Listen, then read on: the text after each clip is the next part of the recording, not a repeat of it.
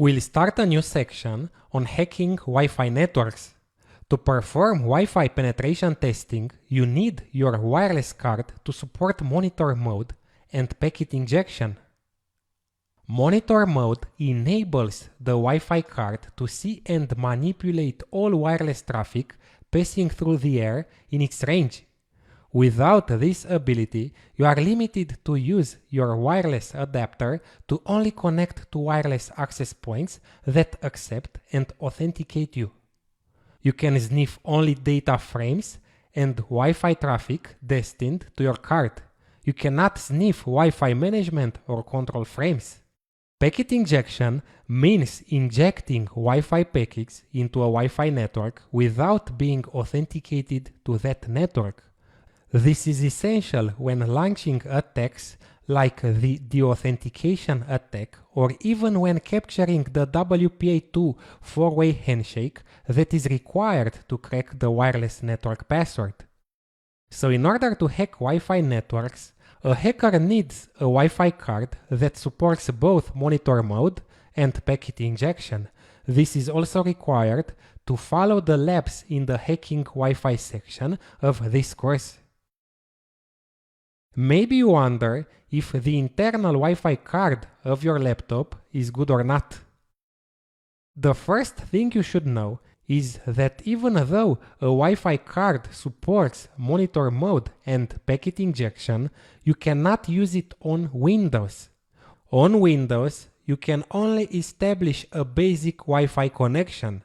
Generally speaking, Windows cannot be used for hacking because it's really limited. So you need Linux. Now, if you run a Linux distribution like Kali or Linux Mint in a VM, then even though the internal card in your laptop supports monitor mode and packet injection, you won't be able to use these features.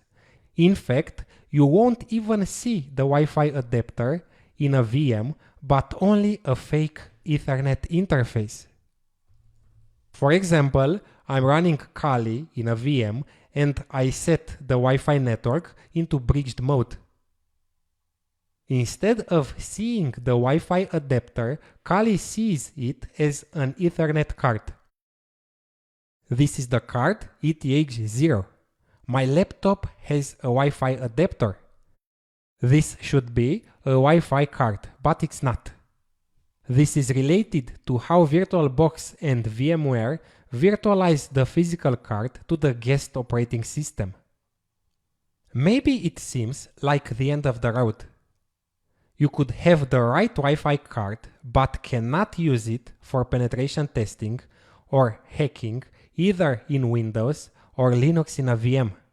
So there are two solutions to solve this problem.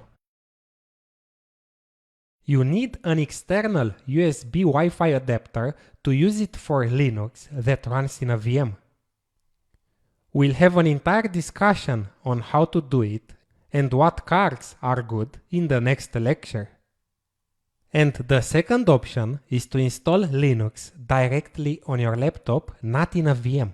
From my experience, I can confirm that most internal Wi-Fi cards support monitor mode and packet injection only when Linux is the main OS.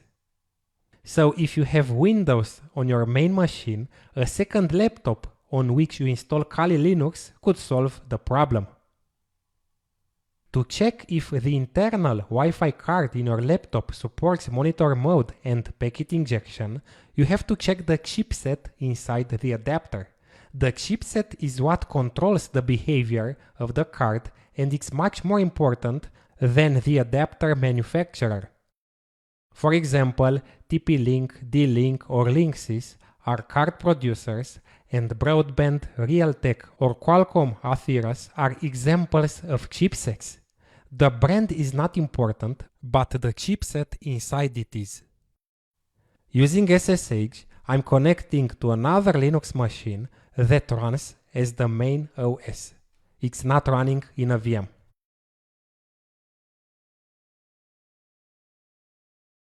I'm becoming root, sudo su, the default password Kali, and I'm root. Now, to see the chipset of the built-in Wi-Fi adapter, I execute in Linux lspci -k. lspci -k. And I'm looking for wireless network adapter. Okay. This is the section. By the way, this is a common and cheap Asus laptop. We see that the chipset is Qualcomm Atheros QCA 9565 and it supports mode monitor and packet injection. You could also execute lspci -v. You'll see a lot of information. To put the adapter into monitor mode, you execute the following commands.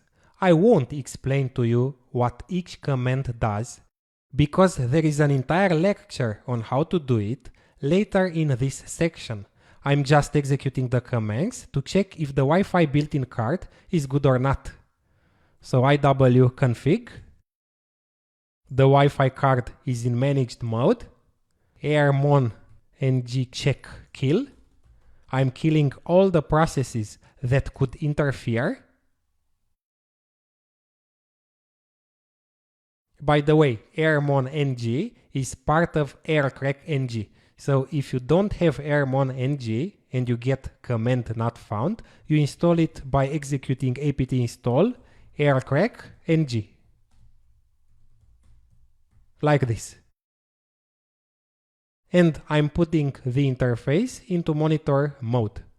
airmon ng start WLAN 0, the name of the interface. And iw-config to see its mode of operation. It's in monitor mode. And I'll also test it for packet injection, which is fairly straightforward. From my experience, I can say that any Wi-Fi card that supports monitor mode supports also packet injection. After putting the card into monitor mode, we can run a test to see if the wireless network adapter is capable of injecting packets into nearby wireless networks using a tool called AirPlay-ng. So AirPlay-ng --test and the name of the interface. Now the interface has another name, a new one, WLAN0.mon. That's the name after putting the interface into monitor mode. So WLAN0.mon. And injection is working. I'm stopping it by pressing Ctrl+C. Now, if you cannot install Linux as the main OS or the chipset of the built-in card is not good, then you need an external USB Wi-Fi adapter. We'll take a short break, and in the next video, I'll show you how to choose the right external Wi-Fi adapter and how to connect it to Kali in a VM.